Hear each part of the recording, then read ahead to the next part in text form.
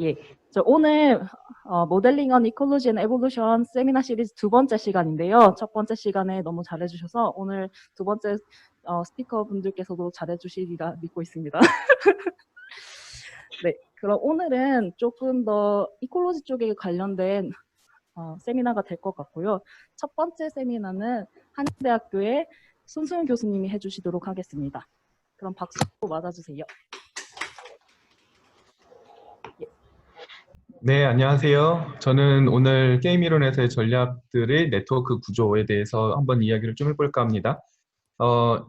저의 이름은 손승우이고요. 한양대학교에 있습니다. 그 게임 이론에서 많이 관심을 갖는 것이 협력이 어떻게 일어나는지에 대해서는 뭐 굳이 제가 말하지 않아도 다들 아실 거라고 생각을 하고요. 어떻게 하면은 협력이 잘 일어나는지 혹은 어떤 생태계 같은 것이 잘 유지될 수 있는지가 궁극적으로 갖고 있는 궁금증이라고 생각을 하고요. 그때 많이 거론되는 내용 중에 한 가지가 프리즈너스 딜레마 게임이 이제 많이 언급이 되죠. 그래서 프리즈너스 딜레마 게임은 뭐 여러분들께 굳이 그 디테일을 설명드리지 않더라도 다들 잘 알고 계실 텐데요. 두 명의 플레이어가 있다고 했을 때 협력과 배반이라고 하는 선택을 할 수 있습니다. 그럴 때 협력과 배반을 선택한다고 했을 때 두 플레이어가 모두 협력을 하게 되면은 리워드라고 하는 값을 받게 되고요. 한 플레이어는 협력을 했는데 그 상대방이 배신을 하게 되면은 뭐 서커스 페이오프라고 하는 거의 뭐 아무것도 못 받는 상태가 되고요. 그리고 본인은 배신을 했는데 상대방이 협력을 했을 때에는 어떤 뭐 유혹에 해당하는 값을 받는다고 해서 가장 큰 리워드를 받게 됩니다. 그리고 둘 다 배반을 하게 됐을 때에는 둘 다 뭐 벌을 받는다고 하는 P라고 하는 값을 받게, 이렇게 페이오프 매트릭스를 갖다가 조정을 해주게 되면요. 이 페이오프 매트릭스의 값을 템테이션이 가장 크고, 그 다음에 리워드, 그 다음에 퍼니시먼트, 그 다음에 서커스 페이오프가 가장 작아지도록 이렇게 순서대로 늘어놓은 것을 갖다 우리가 보통 프리즈너스 딜레마 게임이라고 하고요. 뭐 다들 잘 아시고 보시다시피 협력을 하기보다는 배반을 하고자 하는 유혹이 강하게 만들어지는 페이오프 매트릭스를 가지고 있습니다. 그리고 이러한 게임이 계속 반복되기 위해서는 두 번의 리워드를 갖다 협력을 통한 리워드를 얻는 것보다 템테이션이나 서커스 페이오프를 번갈아 가면서 하는 것이 더 크지 않게 될 때에 반복해서 일어날 수 있기 때문에 이런 두 가지 조건을 만족할 때를 우리가 보통 프리저너스 딜레마 게임에서 연속적으로 계속 할 수 있는 게임이라고 이야기를 합니다. 그래서 이터레이티드 프리저너스 딜레마 게임을 갖다가 우리가 이와 같은 페이오프 매트릭스를 갖다 생각을 할 수가 있고요. 계속 반복을 하자면은 반복이라고 하는 것 자체가 그 다음 나의 전략을 이전 결과를 가지고서 행동하는 것이기 때문에 어떤 기억이라고 하는 요소가 굉장히 중요하게 이제 작용을 하기 시작합니다. 그래서 기억이라고 하는 것을 갖다가 넣기 시작하면 그 이전에는 아무런 전략이 있을 수 없죠. 하지만 기억이라고 하는 것이 생기기 시작하면은 어떤 전략을 갖다가 우리가 만들 수가 있습니다. 이전에 있었던 결과들을 바탕으로 나의 앞으로의 전략들을 갖다 수립을 하는 거죠. 그래서 메모리 공간이 딱 한 개만 존재해서 바로 이전 스텝만 기억하는 그런 상태를 갖다가 메모리 사이즈 1이라고 해보면요. 그 이전 상태는 내가 협력하고 상대도 협력하는 CC, 내가 협력하고 상대는 배반하는 CD, 내가 배반했지만 상대는 협력한 DC, 그리고 내가 배반하고 상대도 배반한 DD, 이와 같은 과거 상태를 가질 수 있습니다. 이러한 과거 상태에 대해서 내가 선택할 수 있는 전략은 과거에 협력을 했었는데 나는 이번에도 협력을 할지 배반을 할지 두 가지 선택이 있을 수 있죠. 그래서 모든 과거 상태에 대해서 두 가지 선택이 있을 수 있고 처음 시작할 때 만약에 내가 아무런 그 이전에 이벤트가 없기 때문에 first move를 생각한다고 하면은 C나 D를 선택하는, 아무런 조건이 없을 때 C나 D를 선택하는 것까지 하면은 32개의 전략들을 갖다가 만들 수가 있습니다. 그래서 메모리 공간이 한 개가 되면은 이렇게 32개의 전략을 갖다가 생각해낼 수 있는 것이죠. 이런 뭐 CC, CD, DC, DD 이런 상태의 전략들을 갖다가 표현하는 방법이 여러 가지가 있을 텐데요.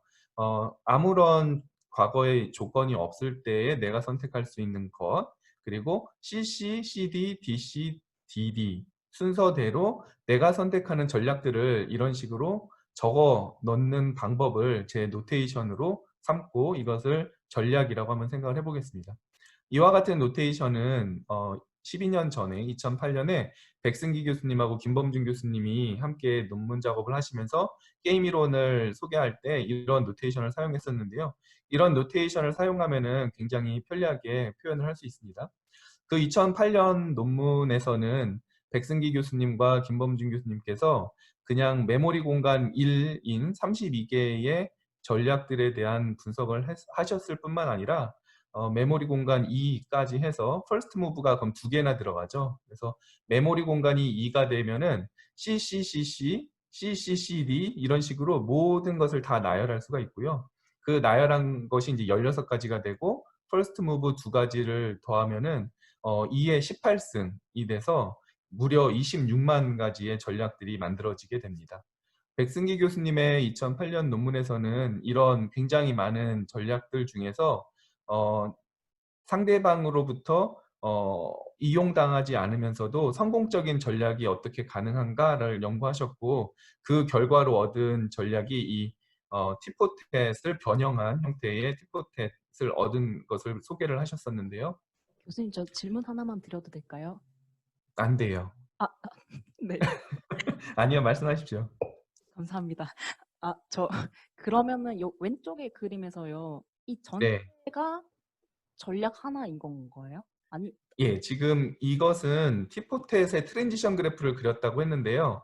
티포텟이라고 하는 전략이 CC, 그러니까 나도 과거에 협력하고 상대도 협력했을 때 그 다음 나의 무브가 무엇이 있을까를 생각을 해보면은 협력이 있고 배반이 있잖아요. 네. 그래서 그 내가 움직일 수 있는 것이 다시 협력으로 돌아올지 아니면은 내가 뭐 협력을 하고 상대는 배반을 할지 이 움직이는 스테이트를 모두 기술한 겁니다.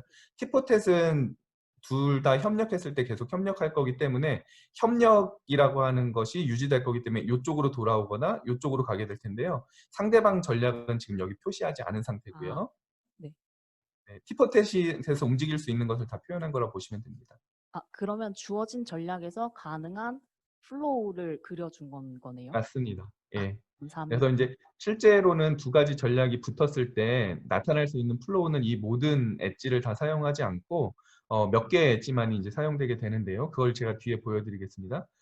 대단한 거는 메모리 공간이 이 정도만 돼도 이제 26만 개. 그래서 26만 개 전략 중에서 성공적인 티포텟, 안타이 티포텟을 갖다 이렇게 찾아내셨던 것이 흥미로운 연구였고요.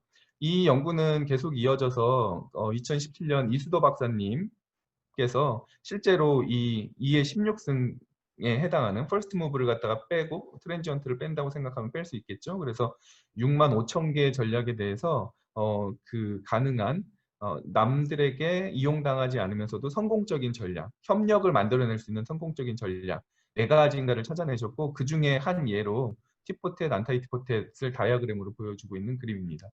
그래서 이 연구는 백승기 교수님을 중심으로 계속 많이 연구가 되고 있는데요. 최근에 2018년에는 일본의 요스케 무라세와 함께 무려 2의 40승의 전략 공간을 갖다가 다 탐색을 하셨어요. 여기서 2의 40승이 됐던 것은 메모리 공간은 여전히 둘인데 3명의 참가자가 들어옵니다. 이제 프리즈너스 딜레마 게임이 2명이 단둘이 하는 게 아니라 복수가 되게 되면 이제 사실 퍼블릭 구스 게임의 성격을 갖게 되는데요. 3명이 들어오게 되고 그럼 3명이면은 뭐 2의 64승 아니냐 이렇게 말씀하실 수 있는데 64승이 되지 않는 게 이제 퍼블릭 구스 게임처럼 그 중에서 배반하는 사람의 숫자만이 중요하게 돼서 약간의 리덕션을 할 수 있습니다. 그래서 2의 40승 개를 갖다가 일본에 있었던 그때 당시 K 컴퓨터 슈퍼컴퓨터를 이용해서 이 전략 공간을 갖다가 다 탐색을 해서 성공적인 전략을 찾아냈어요. 그래서 성공적인 전략이 존재하기 위해서는 뭐 참가하는 플레이어 수보다 뭐 메모리가 커야 된다 뭐 이런 조건들을 갖다가 소개하셨던 논문이 바로 이 논문이라고 말씀드릴 수 있습니다. 그래서 이와 같이 메모리 공간이 있을 때의 전략들에 대해서 연구하는 것이 많이 이루어졌는데요. 앞서 제가 소개해드린 대로 메모리 공간이 딱 한 개일 때는 퍼스트 무브까지 치면은 이렇게 32개의 전략들을 세울 수가 있습니다. 그래서 여기에 코드 비트와이즈 리프레젠테이션이라고 표현되어 있는 식으로 첫 번째 무조건 디팩을 하거나 CC일 때도 D를 하고 CD일 때도 D를 하고 DC일 때도 D를 하고 DD일 때도 D를 하는 모두 다 D를 하는 항상 배반만 하는 all D 전략 뭐 이런 식으로 각각의 코드에 이름을 붙여줄 수 있는데요. 뭐 여러 가지 재미있는 전략들이 생깁니다. 메모리 공간을 하나라고만 해도 재미있는 전략이 생기는데요. 예를 들어서 3번과 같은 전략은 C, D, D, D라고 되어 있는데요. 처음에 이제 C는 우선은 협력을 한다. 그 다음에 CC는 과거에 우리 둘이 협력했으면 계속 협력을 한다. 하지만 C, D가 되는 순간 나는 협력했는데 상대방이 배반했으면 이제 나는 배반을 시작한다. 그리고 내가 한 번이라도 배반했으면 계속 배반한다. 라고 하는 한 번 처음에는 무조건 협력하지만 한 번의 기회를 갖다가 놓치게 되면은 무조건 그 사람에 대해서 가차없이 배반을 하게 되는 그림 트리거와 같은 전략을 만들 수도 있고요. 그러니까 이거는 원 스트라이크 제도라고 할 수 있겠죠. 그리고 올 D, 무조건 무작정 협력만 하는 올 C 전략도 있습니다. 여기에 다 C가 써지진 않았지만 내가 처음에 C를 하고 내가 계속 C를 한 상태에선 C를 하게 된다고 하면은 요 스테이트는 도달할 수 없기 때문에 무엇이 써지든지 상관없이 올 C 전략을 갖다 구사할 수가 있습니다. 그리고 우리에게 가장 잘 알려져 있는 것은 뭐 티포텟이죠. 티포텟은 협력하는 상대에게 협력하고 배반했던 상대에게 배반하는 것이잖아요. 그래서 CC일 때는 C를 하고 CD일 때는 상대방이 D 했으니까 나 D 하고 여기서 DC인데 상대방이 C 했으니까 C 하고 DD 했을 때는 다시 D를 하는 티포텟 전략을 갖다가 이렇게 쓸 수도 있고요. 또 흥미로운 것은 19번에 보면은 파블로프라고 하는 전략이 있습니다. 파블로프 전략은 보통 뭐 win, stay, lose shift라고 하는 말로 표현이 되는데요. 전략이 성공적이었으면은 계속 유지를 하고 전략이 나한테 불리했으면은 바꾼다라고 하는 거예요. 그래서 처음에는 협력을 하지만 협력해서 협력이 성공적이었으면 계속 협력하고요. 내가 협력했지만 상대가 배반해서 좋지 않았으면은 다시 배반으로 바꾸고요. 내가 배반했는데 상대방이 협력했으면은 나는 배반을 계속 유지하고요. 상대방도 배반하고 나도 배반했으면은 다시 협력으로 바꾸고 하는 파블로프 어떤 학습에 의해서 그 학습이 계속 강화되는 그런 전략들도 만들어줄 수가 있습니다. 뭐 아주 그냥 멍청하게 무조건 C하고 D를 반복하는 CD 리피터, 뭐 DC 리피터라고 하는 전략들을 만들 수도 있고요. 무조건 벌을 한번 주게 하는 뭐 퍼니셔 이런 전략들도 만들 수가 있습니다. 그래서 32개의 전략이라고 했지만 그 중에서 뭐 재밌는 예를 전략 2개가 한번 붙는 경우로 생각을 해볼게요. 그림 트리거와 CD 리피터라고 하는 전략이 만났을 때에는 게임을 어떻게 하게 되냐면요. 처음에는 퍼스트 무브니까는 둘 다 CC를 하게 됩니다. 그래서 이게 그림 트리거, 이게 CD 리피터라고 하면요. 그러면은 CC를 했기 때문에 그 다음 게임은 그림 트리거는 계속 코어퍼레이션을 하겠죠. 하지만 CD 리피터는 C 한 번 했으니까 D로 바꿨습니다. 그래서 그 다음 상태는 그림 트리거는 C, CD 리피터는 D 상태가 되는 거고요. 이제 CD 스테이트니까 CD 스테이트에서 그림 트리거는 가차없이 D를 선택을 하고요. CD 리피터의 전략의 입장에서 봤을 때는 CD가 아니라 DC죠. 그래서 DC였으니까 C를 이제 냅니다. 그래서 상태가 DC가 되고요. DC가 됐을 때는 그림 트리거는 계속 D를 내고 CD 리피터는 C 한 번 했으니까 이제 D 하겠죠. 그래서 D가 되고요. 그 다음에는 전략이 계속 여기서 이제 왔다 갔다 하면서 요 안에서 DC 상태와 DD 상태를 계속 반복할 수밖에 없게 됩니다. 두 가지 전략이 만나게 되면요. 이렇게 되는 거죠. 그래서 비슷한 방법으로 앞서 잠깐 보여드렸던 티포텟이라고 하는 전략과 여기 뭐 트리프로라고 했던 거는 그냥 청개구리 전략인데요. 청개구리 전략을 특징을 보면은 협력했다가도 배반으로 바꾸고 협력했다가 배반을 했는데 다시 협력으로 바꾸고 배반한 상태에서 협력을 상대방이 하게 되면은 계속 배반을 하고 배반을 하게 되면 협력으로 바꾸고 지금 여기에서 요와 같이 상대방 전략에 대해서 계속 반대 전략을 선택하는 그런 전략이 있다고 하면요. 티포텟은 상대방이 한 것을 갖다가 그대로 응징해주는 전략이잖아요. 그래서 두 가지 전략이 서로 반대된다고 할 수 있는데요. 여기서 처음에 CC를 했다가 CC 상태에서 티포텟은 C를 고르지만 여기에서는 얘는 D를 고르죠. 그래서 CD로 넘어갔다가 CD 상태에서 T포텟은 D를 고르지만 얘는 DC 상태에서 D를 골라서 DD로 가고요. DD가 다시 DD에선 D를 고르고 얘는 DD에서 C를 골라서 DC가 되고요. 이 DC 상태에서 다시 DC니까 C를 고르고 여기에선 CD니까 C를 골라서 C 이렇게 계속 이 스테이트가 계속 이렇게 반복되는 전략들의 만남도 생각을 해볼 수가 있습니다. 그래서 싱글 스텝 메모리에서는 32개라고 했지만 이와 같이 중복된 전략들도 존재를 해서 올D 전략, 올C 전략을 갖다가 빼게 되면은 7개의 effectively same strategy를 빼게 돼서 25개의 전략들만 생각을 하면 될 거라고 저희가 생각을 했어요. 그래서 그 25개의 전략에 대해서 각각의 전략을 이와 같이 붙여봅니다. 그러면은 25개의 전략 중에서 2개의 전략을 뽑아서 서로 경쟁을 시켜보는 거죠. 그렇게 경쟁을 갖다가 시켜보면은 처음에는 트랜지언트 스테이트를 지나고 나면은 어떤 업조빙 스테이트 비슷하게 혹은 반복하는 이런 스테이트로 들어가게 됩니다. 그런 상태로 들어갔을 때 아마 이 상태를 계속 반복한다고 가정을 하면은 우리가 평균적으로 누적되는 페이오프를 갖다가 계산을 할 수가 있어요. 그래서 여기에는 플레이어의 전략 32가지 그리고 여기에서는 상대방의 전략 32가지를 갖다가 그 순서대로 나열을 하고요. 그 나열한 전략들이 서로 만났을 때 각각의 전략의 페이오프를 갖다가 그림을 그린 겁니다. 이 그래프에서 시메트릭하지 않은 이유는 플레이어의 전략과 상대방의 전략의 그 결과값으로 얻어지는 페이오프의 누적이 서로 다르기 때문인데요. 어떤 한 전략을 보고 그 전략이 상대 전략을 만났을 때 얼마만큼의 페이오프를 얻게 되는지를 갖다가 이렇게 매트릭스로 다 표현을 할 수가 있겠습니다.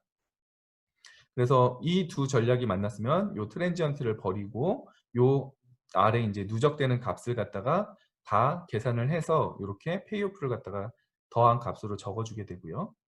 그러면은 두 가지 전략이 만났을 때 평균적으로 갖게 되는 페이오프를 갖다가 계산할 수가 있는데요. 이런 식으로 모든 전략들을 계산을 해주면은 그 전략 2개가 만났을 때 얼마만큼의 뭔가 이득 같은 게 존재하는가를 쓸 수 있고 이 이득을 얻게 된다고 하면은 그 전략의 파퓰레이션이 그만큼 더 성장하는 데 도움이 되지 않을까라고 하는 요소를 도입을 해서 리플리케이터 다이나믹스를 사용하게 됩니다. 리플리케이터 다이나믹스에서는 그 어떤 전략의 파퓰레이션의 변화량이 그 원래 파퓰레이션의 크기에 비례를 해서 페이오프가 평균에 비해서 얼마나 큰지에 따라서 증가하게 됩니다. 그래서 평균보다 크게 되면 지수적으로 빠르게 그 전략의 파퓰레이션이 증가할 수 있는 거고요. 평균보다 더 작게 되면은 익스포넨셜리 디케이 할 수 있는 그런 모습을 보여주는 게 리플리케이터 다이나믹스라고 할 수 있겠습니다. 그래서 여기에서 FI라고 하는 것이 다름 아닌 I라고 하는 전략이 J라고 하는 전략들을 만나서 페이오프를 받았을 때를 생각을 해서 모두 다 썸 해주면은 FI가 되고요. 요런 FI들을 XI, I들의 파퓰레이션을 모아서 평균을 낸 가중치 평균이 바로 F바라고 하는 겁니다. 그래서 평균 페이오프들보다 더 낮은 경우에는 감소하는 것을 갖다가 기술을 하고요. 이런 리플리케이터 다이나믹스를 이제 많이 사용하는데요. 그러면 저희가 할 수 있는 것이 25개 전략 중에서 2개씩 다 한번 붙여보려고 해요. 그럼 300가지 조합이 가능한데요. 그 300가지 조합을 우리가 한번 써보면은 그때 가지고 있는 페이오프들로 리플리케이터 다이나믹스의 항들이 써지는 걸 볼 수 있습니다. 근데 1차 미분 항이 이러와 같이 써지면은 우리가 픽스드 포인트 어널리시스를 할 수 있어요. 그래서 여기 이꼴 0이라고 하면은 픽스드 포인트 어널리시스를 아주 쉽게 할 수 있는데 픽스드 포인트가 파퓰레이션이 0이 되거나 파퓰레이션이 1이 되거나 파퓰레이션이 1이 됐다는 것은 상대적인 파퓰레이션이기 때문에 전체 파퓰레이션을 다 한 전략이 도미넌트 해버렸다는 뜻이고요.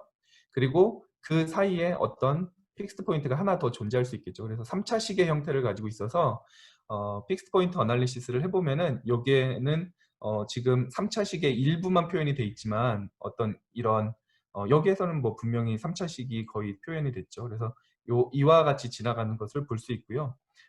이때 픽스드 포인트가 0과 1에 있고 그리고 요 FIJ와 FJI의 모양에 따라서 중간에 픽스 포인트가 하나 더 있을 수 있다는 것을 볼 수가 있습니다.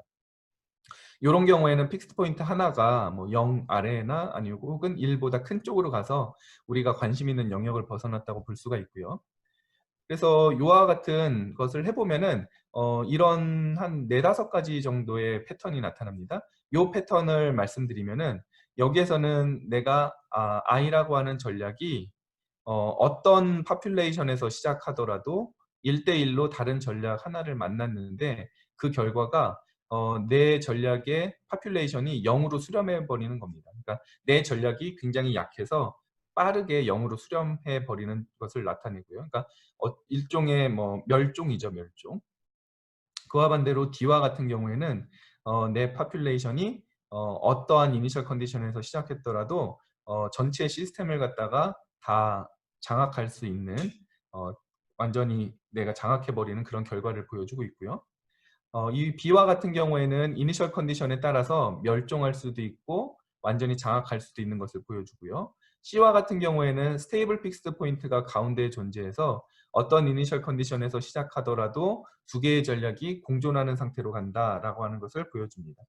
이 밖에도 이니셜 컨디션 그대로 계속 유지하는 뭐 뉴트럴한 것도 있습니다. 이 항 전체가 0이 돼버리면 그런 상태가 만들어질 수가 있는데요.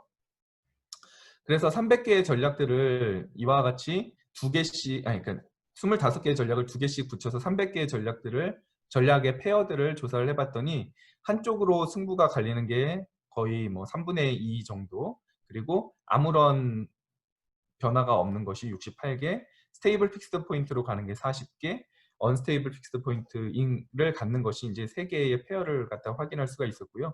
이 중에서 우리가 이니셜 컨디션에 크게 영향을 받지 않는 거를 생각하면 189개의 전략들의 페어를 볼 수 있는데요. 그래서 이 189개의 전략들은 확실히 어느 쪽이 이기는지 승부가 갈리는 거라고 생각을 하고 각각의 32개 혹은 25개의 전략들이 페어를 이루었을 때 그 전략들의 승부가 명확히 갈리는 경우에 그 방향성을 각각의 전략들의 방향성을 네트워크로 그린다고 하면 어떻게 될까를 살펴본 게 이것입니다.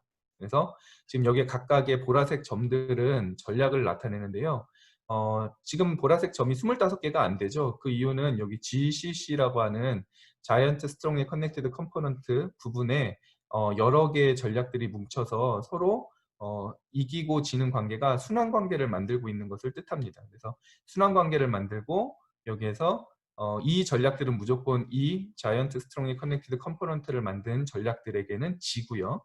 그 다음에 이 전략들마저도 요 앞에 있는 아웃 컴포넌트에 있는 전략들에게는 무조건 진다는 것을 확인할 수가 있습니다.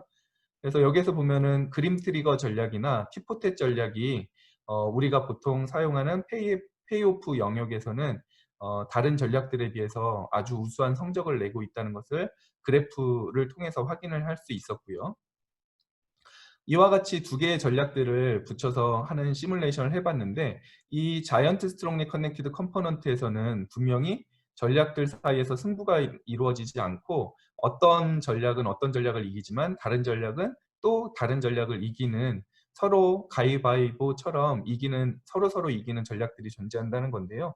이런 것이 어떻게 가능할까를 갖다가 살펴보기 위해서 이 자이언트 스트롱리 커넥티드 컴포넌트가 만들어지는 이유를 갖다가 살펴봤는데요. 그 만들어지는 이유를 살펴봤더니 예를 들어서 여기 지금 3개의 전략을 잡으면은 이 전략은 서로 이렇게 먹고 먹히는 관계를 갖다 형성합니다. 이 전체의 안에 들어있는 전략들이 왜 이런 관계를 형성할 수 있는가를 살펴봤더니 요 5번 노드가 굉장히 특별하다는 걸 알았어요. 5번 노드가 있음으로 인해서 이렇게 서큘레이션이 생길 수가 있었는데요. 5번 전략이 그럼 뭔가를 살펴봤더니 CDCDD예요. 이거는 처음에는 협력하지만 상대도 협력하고 나도 협력했을 때는 D를 하고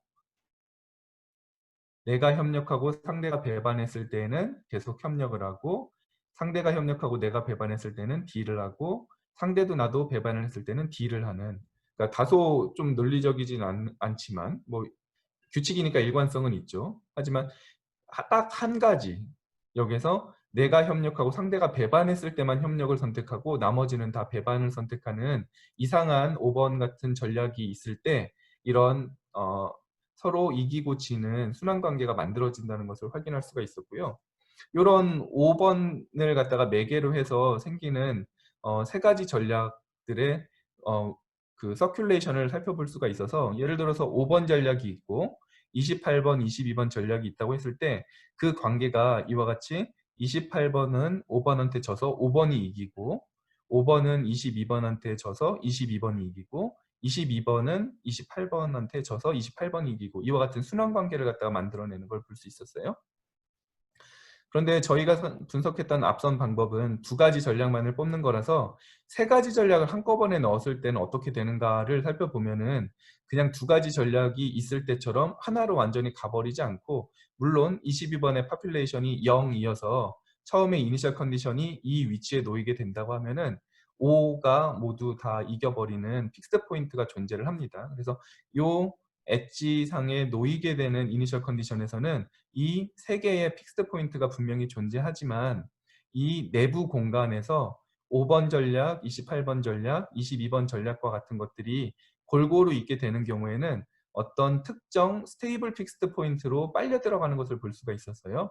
그래서 이것은 각각의 세 개의 전략을 두 개씩 뽑았을 때 볼 수 있었던 결과가 아닌 다른 수렴점이 이렇게 존재할 수 있다는 것을 확인할 수가 있었고요. 그 수렴점 중에서는 이렇게 스테이블한 픽스드 포인트가 가운데 존재하기도 하지만, 가운데 존재하는 픽스드 포인트가 언스테이블 픽스드 포인트라서 항상 바깥쪽으로 끌려가서 어떤 한 특정 전략이 도미넌트해지는 그런 결과가 나타날 수도 있다는 것을 확인해 볼 수가 있었습니다. 그래서 이런 우리가 스테빌리티 어널리시스를 하려면은 여기서 리니어라이제이션을 하고서 거의 자코비안 매트릭스를 써보면은 어떤 픽스드 포인트 형태를 가지는지를 갖다 확인할 수가 있는데요. 이렇게 세 가지를 갖다가 뽑는 것을 생각을 해봤더니, 세 가지를 뽑는 방법은 25가지 전략 중에서 세 가지를 뽑는 것이기 때문에 2300가지의 컨비네이션이 가능합니다. 하지만 이런 2300가지 컨비네이션이 동일한 패턴을 보이는 경우들도 존재하기 때문에 우리가 가능한 모티프를 갖다가 생각을 한다고 하면요, 세 개를 갖다가 골랐기 때문에 그 세 개가 만들 수 있는 모티프라고 하는 것은 이렇게 이겨버린다, 이겨버린다, 이겨버린다와 같이 이 각 방향의 엣지의 성격으로서 우리가 정의를 할 수 있을 거라고 생각을 하고, 모두 써봤더니 가능한 모티프의 개수는 30개가 가능하다는 것을 확인할 수 있었습니다. 하지만 이 중에서 실제로 2300개의 컨비네이션에 나타나는 모티프의 개수는 22개 뿐인 것을 모두 찾아서 확인할 수가 있었고요. 그 예를 보면은 이런 식입니다. 이 모든 변에서 뉴트럴, 뉴트럴, 뉴트럴 한 이런 케이스도 있어요. 0번, 8번, 1번과 같은 경우에는 서로 붙었을 때도 승부가 나지 않지만 세 가지 전략을 갖다가 어떤 컨비네이션으로 뽑더라도 그 이니셜 컨디션을 그냥 그대로 계속 유지하기만 하는 이런 전략들도 존재를 해서, 이런 모티프는 우리가 이런 순서대로 읽어서 NNN이라고 이름을 붙이고요. 그에 반해 앞서 살펴본 5번 전략 같은 게 들어간 경우처럼 이렇게 읽었을 때 이기고 5번이 이기고 22번이 이기고 28번이 이긴다라는 식으로 윈윈윈 모티프를 생각할 수도 있습니다. 이런 윈윈윈 모티프 중에서도 아내가 스테이블 픽스드 포인트를 갖는지 언스테이블 픽스드 포인트를 갖는지에 따라서 구분할 수가 있었는데, 그런 전략의 세 가지를 뽑는 페어는 그렇게 많지는 않았고요. 그래서 이와 같이 모든 쌍을 다 조사를 해서 몇 가지 경우가 나타나고 어떤 패턴이 가장 많은지를 갖다가 살펴보면은 가장 많았던 것은 이런 패턴이 가장 많았습니다. 이기고 이기고 진다인데요. 여기서는 0이 이기고 3이 이기고, 하지만 16하고 3 사이에서는 3이 이겨서 이기고 이기고 진다라고 하는 전략이 있어서, 여기에서는 픽스드 포인트가 스테이블한 픽스드 포인트가 3번 전략으로 끌려 들어가고 3번 전략이 도미넌트하다는 것을 확인해 볼 수 있는 그런 결과를 얻을 수가 있었습니다. 그래서 이와 같이 세 가지 전략들을 모았을 때의 모든 다이나믹스 결과가 어떻게 되는지를 갖다가 어널리시스해서 만들어 볼 수가 있었는데요. 이와 같이 전략들을 몇 개를 뽑아서 몇 개를 집어넣는지에 따라서 다이나믹스의 양상이 사실 계속 바뀝니다. 그래서 세 가지를 갖다가 분석하는 거 가지고서 모든 파퓰레이션이 다 들어갔을 때를 또 이해할 수는 없는데요. 그것은 세 가지 전략이 함께 있을 때 두 가지 전략의 승부 관계만 가지고서 그 결과를 갖다가 쉽게 유추할 수 없었던 것과 마찬가지입니다. 그래서 어떤 경우에는 이 안에 unstable fixed 포인트가 존재하면서도 이런 선분에 또 unstable fixed 포인트가 존재하고 하는 이런 좀 특이한 모양을 갖는 경우도 있었고요. 뭐 많이 나타나는 경우는 어떤 특정 전략이 이렇게 모두 이겨버리는 그런 그런 경우들이 많이 보였었습니다.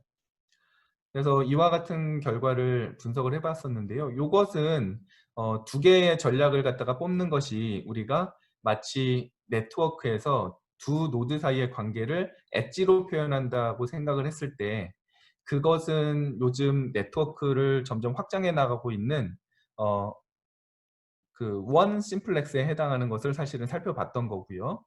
하지만 세 가지 전략이 함께 있을 때의 모양을 살펴본 것은 투 심플렉스에 해당하는 삼각형의 모양을 갖다가 살펴본 거라고 할 수 있습니다. 그래서 우리가 이런 식으로 그 조합을 갖다가 많이 늘려나가면은 좀 더 복합적인 분석을 갖다가 할 수 있을 거라고 생각을 하는데요. 우선은 여기서 저희가 세 가지 전략까지 살펴볼 수 있었고요. 이 조합이 많으면 많아질수록 더 많은 경우의 수가 생겨서 그 분석하는 것은 점점 더 복잡해지고 쉽지는 않았었습니다. 하지만 우리가 원 심플렉스인 리프레젠테이션인 네트워크 그리고 투 심플렉스라고 생각하는 삼각형 모양까지 분석을 해보면은 어떤 특정 전략이 어느 상황에서 유리하고 어떤 식으로 진화해서 그 전략이 유리해져 가는지 도미넌트해져 가는지를 갖다 확인해 볼 수가 있었는데요. 그 결과를 갖다가 봤더니 이 페이오프 매트릭스의 결과가 중요하단 말이에요. 근데 이 페이오프 매트릭스가 어떻게 결정되는지를 생각을 해보면은 여기서 승부를 했을 때에 각각의 어떤 식으로 승부가 결과가 나왔는지에 따라서 템테이션, 서커스 페이오프, 퍼니시먼트 뭐 이런 식으로 우리가 처음에 프리즈너스 딜레마 게임에서 설정해 놓은 TR, PS의 순서대로 요 값을 어떻게 설정하는지에 따라서 요 값이 변할 수 있다는 것을 확인할 수가 있었습니다. 그래서 똑같은 프리즈너스 딜레마 게임이더라도 우리가 TRPS를 다르게 설정하면은 다른 결과가 나올 수가 있는가? 라고 의심을 해볼 수가 있겠죠. 그래서 TRPS를 우리가 프리즈너스 딜레마 게임에 맞는 조건으로 쓰고 그 t를 갖다가 무조건 100이라고 하고 s를 0이라고 하는 적당한 노멀리제이션을 하면은 r과 p를 0과 100 사이에서 어떻게 놓는지에 따라서 우리가 프리즈너스 딜레마 게임의 페이오프 매트릭스를 가지면서도 다른 게임들을 만들어낼 수 있는가를 살펴볼 수 있겠다라는 생각을 했어요.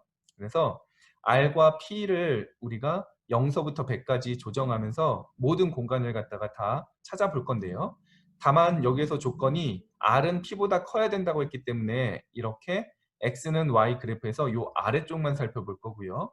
그리고 우리는 이터레이티드 프리즈너스 딜레마 게임을 하기 때문에 2r이 ts보다 크다라고 하는 조건을 이용해서 t 100, s 0을 집어넣으면 r이 50보다 크다라고 하는 조건을 얻을 수 있고 이 공간만을 한번 탐색을 해보았습니다. 이 공간을 탐색하면서 봤더니 네트워크로 표현한 전략들의 유리하고 불리한 정도가 몇 가지 이런 공간에서 달라진다는 것을 확인할 수가 있었어요. 그래서 그런 다른 공간들을 이렇게 분절을 해놨고요. 그 분절을 해놓은 공간 중에서 네트워크 표현으로 봤을 때 네트워크 구조가 아주 급격하게 변하는 것을 7가지로 이렇게 나눌 수가 있었습니다.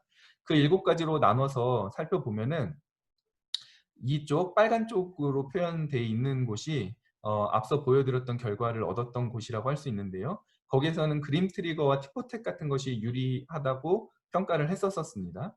하지만 이렇게 다른 페이오프 공간으로 옮겨오게 되면은 자이언트 스트롱리 커넥티드 컴포넌트가 이렇게 굉장히 커지면서 네트워크의 변화가 일어나는 것을 볼 수 있었고요. 하지만 여전히 그림 트리거와 티포텟이 유리한 전략으로 나오는 것은 비슷했습니다. 그래서 이쪽 위쪽에 있는 빨간색 영역들은 다 그림 트리거와 티포텟이 유리했었는데요. 저희가 리워드를 갖다가 점점 높여나가는 쪽으로 한번 몰아가 봤어요. 그랬더니 요 아래쪽으로 넘어오는 순간 그냥 그림 트리거와 티포텟뿐만 아니라 다른 파블로프라고 하는 전략이 이쪽에 오면서 유리해지기 시작을 했는데요. 그래서 이 아래쪽에서는 파블로프 전략이 굉장히 유리하게 평가받는 영역인 것을 확인할 수가 있었습니다. 파블로프 전략이 보통 많이 사용한다고 했었던 win, stay, lose shift라고 하는 그동안 잘 작동했으면 계속 그대로 하고 결과가 나빴으면 한번 바꿔보자 라고 하는 우리가 보통 살아남기 위해서 많이 사용하는 그런 전략이죠. 근데 그런 전략이 이 아래쪽에서는 그림 트리거와 T410만큼이나 굉장히 유리한 전략으로 올라오는 것을 확인할 수가 있었고요. 그래서 모든 전략들을 다 한꺼번에 집어넣어 놓고 어떤 전략이 가장 도미넌트해지는지를 갖다가 평가를 해봤는데요. 그때 R과 P의 영역이 이쪽 검게 칠해진 영역으로 오면은 파블로프 전략이 2등으로 굉장히 좋은 전략으로 평가되는 것을 볼 수 있었고요. 물론 1등은 티포텟입니다. 하지만 여기 하얀색으로 남겨져 있는 이쪽까지 저희가 줄여서 오면은 모든 전략을 다 섞어 넣었을 때에는 파블로프가 어떤 때에는 티포텟보다 더 유리하게 평가받는 영역을 찾을 수 있었다는 것을 확인할 수가 있었습니다. 그래서 그냥 우리가 알고 있는 프리즈너스 딜레마 게임에도 사실은 굉장히 작은 파인 스트럭처가 있겠구나라고 하는 것을 살펴볼 수가 있었고요. 이와 같이 분석하는 방법들이 그 게임 이론에서의 전략들을 우리가 네트워크로 표현을 하는데요. 제가 심플리셜 컴플렉스를 잠깐 소개해드렸던 것처럼 여러 개를 갖다가 더 많이 모아서 보면은 더 복합적인 분석을 할 수 있겠지만 그 조합의 수가 너무 많이 급격히 커지기 때문에 저희가 네트워크 리프레젠테이션인 페어를 보는 것 그리고 세 개의 전략들을 갖다가 모았을 때의 결과 등을 살펴봤는데요. 요 세 개의 전략을 모으는 것은 뭐 요즘 말로는 심플리셜 컴플렉스 이런 식으로 많이 언급을 하지만 사실은 세 개를 갖다가 본다라고 하는 것은 네트워크 분석에서 예전에 이제 모티프 어널리시스라고 하는 것을 많이 적용을 했었습니다. 그래서 R 밀로와 유리 알론 그룹에서 이런 네트워크 모티프 어널리시스를 하는 아이디어를 냈는데요. 방향성이 없는 네트워크에서는 단순하게 연결선 구조가 3개의 노드를 생각했을 때는 2가지밖에 안 나옵니다. 이와 같이 체인으로 연결되는 것과 삼각형으로 닫히는 것 2가지밖에 생각할 수가 없는데요. 방향성이 있는 네트워크, 방향성이 있는 엣지를 사용해서 디렉티드 네트워크에서는 그 방향성 엣지가 어떻게 표현되었는지에 따라서 13가지 를 우리가 패턴으로 생각할 수 있고 요 13가지 패턴이 자연계에서 어떻게 많이 나타나는지에 따라서 그 다이나믹스를 우리가 달리 해석할 수 있다는 겁니다. 예를 들어서 이런 삼각형인데도 요 삼각형은 여기에서 이렇게 방향이 있고 이쪽 방향이 있고 그리고 다시 여기에서 이런 방향이 있죠. 이런 것은 우리가 피드 포워드라고 부릅니다. 그래서 어떤 시그널을 앞으로 보냈는데 다른 패스로 또 다시 이렇게 올 수 있는 피드 포워드 그리고 혹은 이렇게 신호를 보냈는데 다시 이렇게 뒤로 순환해서 오는 이런 것도 우리가 생각을 할 수 있고요. 그래서 이런 모티프 어널리시스에서 알게 됐던 것 중에 주요한 것은 어떤 특정 네트워크에서는 특정 모티프가 많이 존재할 수 있다는 겁니다. 그래서 예를 들었던 것이 진 레귤레이션 네트워크 같은 경우에는 피드 포워드 룹이 많이 존재한다는 거예요. 이런 피드 포워드 룹이 존재해서 X라고 하는 진이 Y라고 하는 진을 켜고 Y라고 하는 진이 Z라는 진을 켜는데 또 다른 채널로는 X가 Z를 켤 수도 있는 이런 식의 피드 포워드 룹 같은 것이 이제 많이 발견되는 것도 있었고 어떤 특정 모티프에서는 뭐 이런 그냥 체인 형태가 많이 발견되기도 하고요. 푸드 웹 같은 경우죠. 그에 반해서 이제 월드와이드 웹 같은 경우에는 완전히 서로서로 연결된 모티프라든지 아니면은 서로서로 연결되어 있는데 어떤 피드백 룹을 하나 가지고 있는 것처럼 보인다든지 하는 모티프가 많이 발견된다는 것을 볼 수 있었습니다. 이런 모티프를 보는 것이 중요한 이유가 예를 들어 피드포워드 룹 같은 경우에 X에서 시그널을 보냈는데 그런 시그널이 이렇게 인풋 시그널이 왔을 때 우리가 최종적으로 D라고 하는 리스판스를 낸다고 했을 때 그냥 X만 보고서 바로 리스판스를 하면은 그 결과가 어떤 가짜 신호에 대해서도 무조건 켜지는 이런 일이 발생할 수 있겠죠. 하지만 하나의 채널을 더 거치게 되면은 Y라고 하는 채널이 있고 그 Y라고 하는 채널은 어떤 스레숄드 이상으로 힛하지 않으면은 Z를 갖다가 활성화하는 데 기여를 안 한다라고 하면은 Y라고 하는 채널이 활성화되기 전에는 아무런 시그널을 보내지 못하고 있다가 어떤 그 X라고 하는 시그널이 길게 지속이 되면은 Y라고 하는 시그널이 본격적으로 켜지고 어떤 스레시홀드 이상이 됐을 때에 함께 Z라고 하는 시그널로 리스판스를 낼 수 있는 이런 식으로 어떤 가짜 신호들을 갖다가 필터할 수 있는 이런 것들이 피드 포워드 루브로 존재한다는 것을 사람들이 이그젬플로 많이 찾았고요. 그러면은 우리가 전략이라고 생각했을 때 그 전략이라고 하는 요소는 생태계에서 각각의 스피시스가 취하고 있는 어떤 전략으로까지 확대를 할 수 있을 겁니다. 저희가 이제 게임 이론에서의 전략들의 관계를 갖다 살펴본 것처럼 어떤 생태계에서 서로 협력을 하면은 포지티브 이펙트다. 그리고 서로 먹고 먹히는 존재 관계라고 하면은 어 포식자가 먹이에는 네거티브한 이펙트를 준다라고 하는 식으로 우리가 생각을 할 수 있습니다. 그래서 생태계에서 전략의 서로 상관관계라고 하는 것은 방향뿐만 아니라 어떤 사인까지 생각을 할 수 있을 텐데요. 앞서 모티프 연구에서는 방향만을 고려했을 때 13개의 모티프가 나타났는데 우리가 에코시스템을 생각을 하면은 어떤 긍정적인 영향을 주느냐 부정적인 영향을 주느냐까지 생각을 해서 사인까지 고려를 할 수가 있습니다. 그래서 어떤 종에게 그 주변에서 긍정적인 영향을 주는 요소들과 부정적인 영향을 주는 요소들이 함께 있다고 했을 때 그 결과가 궁극적으로 그 종에게 긍정적인 영향을 준다고 하면 이 파퓰레이션은 계속 증가를 할 수가 있겠죠. 우리가 이런 것을 어떤 피트니스 개념과 같이 생각을 할 수 있을 건데요. 그래서 이것을 사인까지 고려를 해서 네트워크 모티프를 확장을 할 수가 있습니다. 그래서 저희는 13개의 네트워크, 방향성이 있는 네트워크 모티프를 사인을 줬을 때에는 132개로 확대되는 것을 확인할 수 있었고요. 이 사인을 주는 것이 무슨 의미냐? 그냥 이렇게 서큘레이션인 것처럼 보이지만 보통 피드백이라고 부르지만 그 사인을 줌에 따라서 포지티브 피드백인지 혹은 이것이 네거티브 피드백인지, 네거티브 피드백은 물론 여기가 포지티브 네거티브여도 네거티브 피드백이겠죠. 하지만 이런 식으로 사인을 줌에 따라서 포지티브 피드백과 네거티브 피드백을 갖다가 구분할 수도 있고 좀 더 다양한 것을 갖다가 살펴볼 수 있겠다라는 거예요.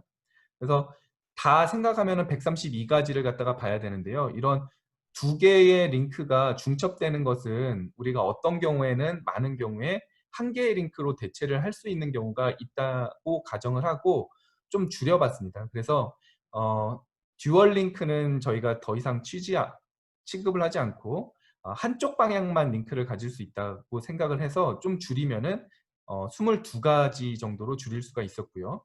그 22가지에 대해서 모티프 어널리시스를 해서 어떤 특정 모티프가 많은지 어떤 카테고리에 있는 모티프가 많은지를 갖다 살펴볼 수 있겠다라고 생각을 했습니다. 이러한 것을 갖다가 적용할 수 있는 곳은 여러 곳이 있을 텐데요. 그 한 일예로 쉽게 구할 수 있었던 네트워크 중에 프렌십 네트워크가 있습니다. 이 프렌십 네트워크는 30주에 걸쳐서 신학기가 시작되고부터 학기가 끝날 때까지 친구 교우 관계가 상대방에게 긍정적인지 부정적인지를 갖다가 설문조사를 해서 만든 네트워크인데요. 이러한 네트워크에서 보면은 서로 좋아하고 싫어하고 관계가 표현이 될 수 있고요. 사인으로 표현이 될 수 있고요. 사인을 고려한다고 하면은 한 친구를 두 친구가 호감을 가지고 좋아하는데 서로는 좋아하지 않는 관계, 뭐 예를 들어서 사랑의 삼각관계 같은 것을 볼 수도 있고요. 이런 패턴이 학기 중에 주가 진행되면서 어떻게 많아지고 적어지는지를 보면은 학기 초에는 이런 패턴이 꽤 많다가 이렇게 증가해서 올라가고 학기 중반에 많아졌다가 학기가 끝나면서 이렇게 줄어드는 마치 어떤 극의 요소에서 발달 전개 위기 절정 결말이 나는 것처럼 어떤 이렇게 hit을 하게 되는 클라이맥스 부분이 있다는 것을 확인할 수도 있었고요. 어떤 경우에는 한 친구가 다른 친구들을 이렇게 좋아하는데 둘 친구 사이가 좋지 않아요. 그러면은 쩔쩔매는 상태가 되겠죠. 그래서 나는 두 친구 다 좋은데 둘 사이가 관계가 좋지 않으면은 그런 모티프가 실제로 존재하는가? 이거는 사인이 존재하지 않는다고 하면은 우리가 이렇게 판단하기가 어려울 텐데 이런 것들을 갖다가 살펴볼 수 있는 요소가 되었습니다. 사인을 고려하지 않는다고 하면은 이렇게 그냥 밋밋한 것밖에 볼 수가 없는데 사인을 확인했기 때문에 이런 어떤 클라이막스가 존재했었다. 라고 하는 것을 교우관계 네트워크를 통해서 볼 수 있었고요. 사인을 고려하는 것도 네트워크 모티프 분석하는 데 도움이 되겠다. 특히 어떤 프렌십이라든지 혹은 에콜로지컬 시스템 혹은 이코노믹 뭐 그 경제 주체들 사이의 에코시스템을 갖다 분석할 때 도움이 될 거라고 생각을 했습니다. 이러한 아이디어는 사실 2014년에 사이언티픽 리포트에 나왔던 논문 중에 피트니스를 갖다가 플러스와 마이너스로 주는 오픈 시스템이 성장해 나가는 그런 모델을 갖다가 재미있게 구현한 그런 모델이 있었는데요. 이 모델에서는 새로운 종이 들어올 때 기존에 있었던 종들에게 링크를 걸면서 피트니스를 양수 혹은 음수로 주게 됩니다. 그렇게 했을 때 최종 한 노드의 피트니스의 썸이 음수가 된다고 하면 그 종이 멸망한다고 생각을 하고서 계속해서 캐스케이드가 일어나는 것을 살펴봤던 건데요. 이런 식으로 오픈 이볼빙 시스템에 새로운 노드가 들어오고 그 노드들이 서로 인터랙션을 하고 줄어들고 이런 과정을 반복했을 때 이 논문에서는 인터랙션의 개수가 굉장히 중요한 파라미터다라고 하는 결론을 내렸었는데요. 이 연구에서 좀 아쉬웠던 점은 각각의 종이 들어온 상태에서 그 파퓰레이션은 전혀 고려하지 않고 피트니스가 무조건 네거티브가 되는 순간 멸종을 했었어요. 그래서 이 안에서도 네트워크 모티프 어널리시스를 통해서 어떤 모티프가 많아졌기 때문에 협력에 유리했는지 등을 파악할 수 있었는데요. 이 모델을 로트카볼테라 네트워크처럼 우리가 어떤 파퓰레이션까지 생각을 해서 그 파퓰레이션이 성장하는 것처럼 표현을 하고 그 파퓰레이션이 어떤 스레숄드보다 낮아졌을 때 멸종한다라고 하는 식으로 저희가 레이트 이퀘이션을 다시 쓰고 그 어떤 리소스에 대해서 경쟁하는 텀들을 갖다가 집어넣어서 모델을 확장하고 있고요. 이 모델을 확장한 연구는 저희 연구실의 박영재 학생이 KPS에서 발표를 할 텐데요. 이 연구에서 네트워크에 들어올 때의 개수는 일정하게 고정을 하고 대신에 시그마라고 하는 인터랙션의 스트렝스를 가우시안에서 뽑는데 그 베리언스가 점점점 더 크게 했을 때 인터랙션의 베리언스가 커졌을 때 어떤 결과가 나오는지를 살펴보았더니요.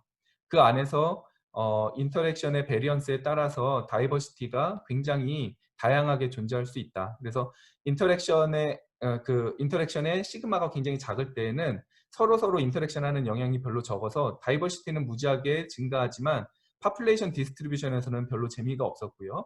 하지만 그 시그마가 어떤 특정 값에 이르렀더니 다이버시티가 어느 정도에서 수렴을 하면서 파퓰레이션 디스트리뷰션도 특정 디스트리뷰션을 갖는 것을 확인해 볼 수가 있었습니다. 그래서 이 연구를 이제 점점 확장해서 발전해 나가고 있고요.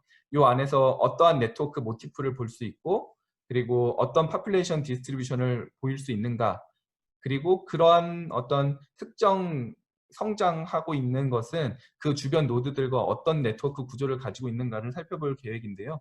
이런 연구는 그냥 에콜로지컬 시스템이라고도 생각할 수 있지만 저희가 경제계에서 경제의 어떤 주체들 사이에 어떤 회사들 사이에서 서로 긍정적인 영향과 부정적인 영향을 주고받을 때 어떤 식으로 그 생태계가 파이낸셜 에코시스템이 건전하게 유지될 수 있는가 혹은 그 개체 수가 여러 개가 존재할 수 있는가 등을 살펴보는 데 적용할 수 있을 거라고 생각을 하고 있습니다.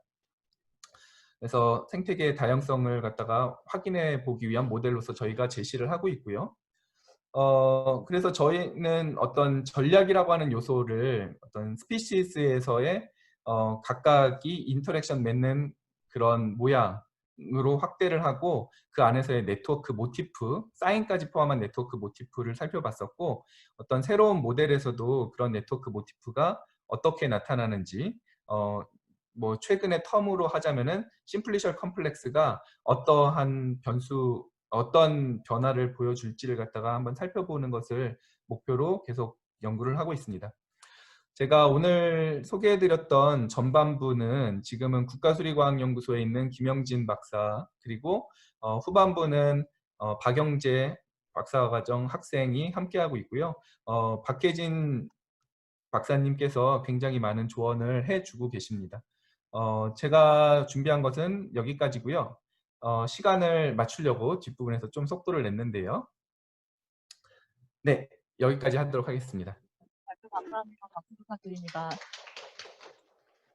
예, 저희 원래는 저번에 세미나를 하고 피드백을 받았는데 질문 시간이 너무 짧다. 그래서 원래는 40분 발표, 10분 질의응답을 하려고 했어요. 근데 지금 교수님께서 50분을 다 사용을 하셔서 대신 짧게 5분 질문을 받고 5분 쉬었다가 다시 시작하는 걸로 하려고 하는데요.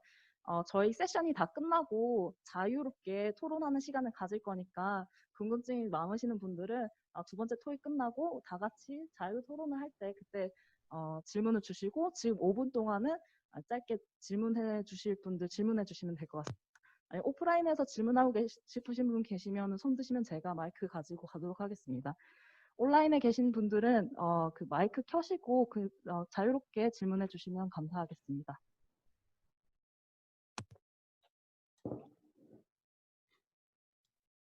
제가 설명은 안 드렸는데 최근에 이런 걸 봤거든요.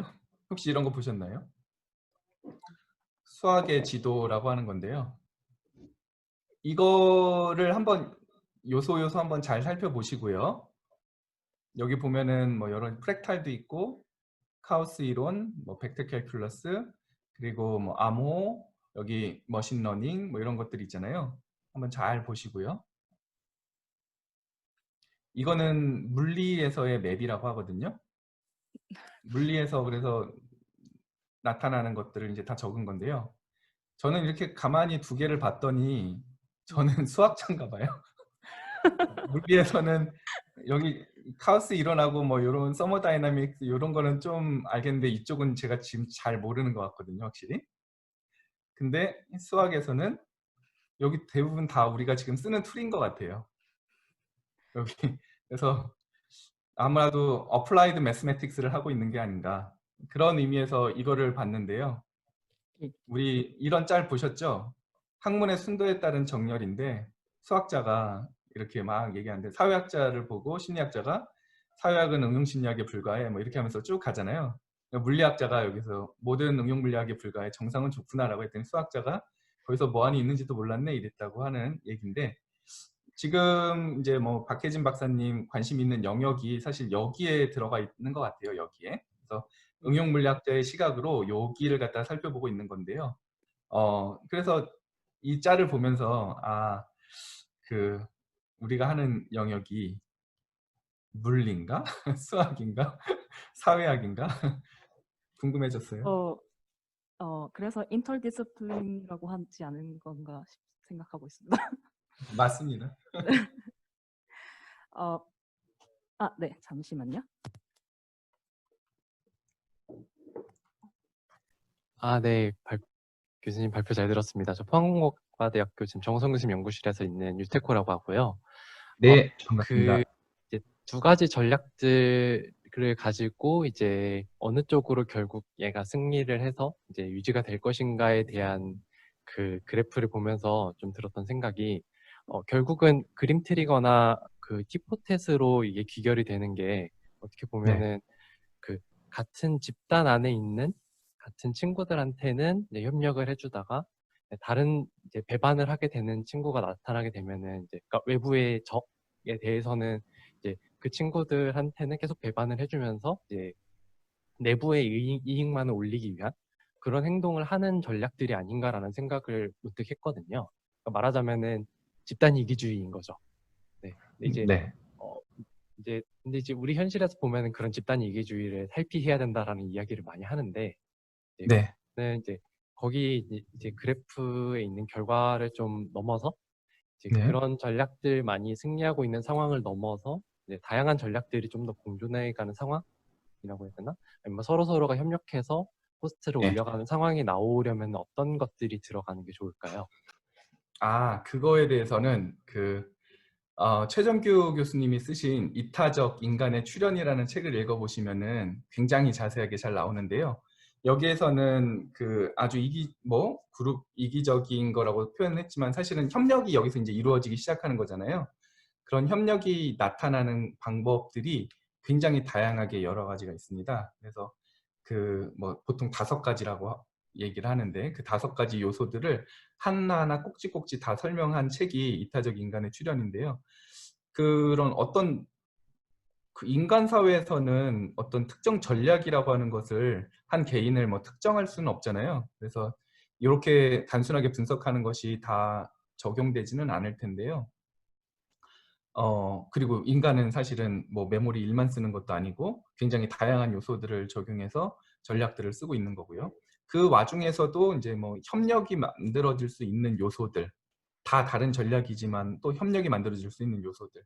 그런 의미에서 이제 백승기 교수님이 연구하셨던 메모리 공간이 넓을 때에 어떤 전략이 들어오더라도 그 전략들에게 방해받지 않으면서도 협력을 갖다가 만들어내는 그런 전략을 갖다 또 생각을 해볼 수도 있겠습니다. 근데 그 어떤 한 특정 전략을 취하는 사람의 그룹 이기주의다라고 하면은 그걸 어떻게 말씀드려야 될까요? 제가 그건 네. 그 지금 주어져 있는 페이오프에서는 사실 올디를 하는 게 최적점으로 보이기 때문에 사실 어느 정도에도 협력을 하는 것도 어느 정도 의미가 있지 않을까라는 생각이 들고요. 첫 번째로는. 두 번째로는 그러면 어떻게 해서 모두 다가 함께 협력하는 세상을 만들 것이냐라는 게 이제 한 발짝 더 나가서 이제 문제인 건 거잖아요. 거기까지는 좀 더 생각해 보면 좋겠다는 생각이 들었습니다. 못 만들겠죠? 항상 프리라이더는 있으니까. 예. 네. 네. 그러면 오늘 게임 이론부터 시작해서 생태계까지 잘 연결해 주신 손소연 교수님께 다시 한번 감사드리고요. 5분 있다가 다시 시작하도록 하겠습니다. 예, 감사합니다. 네.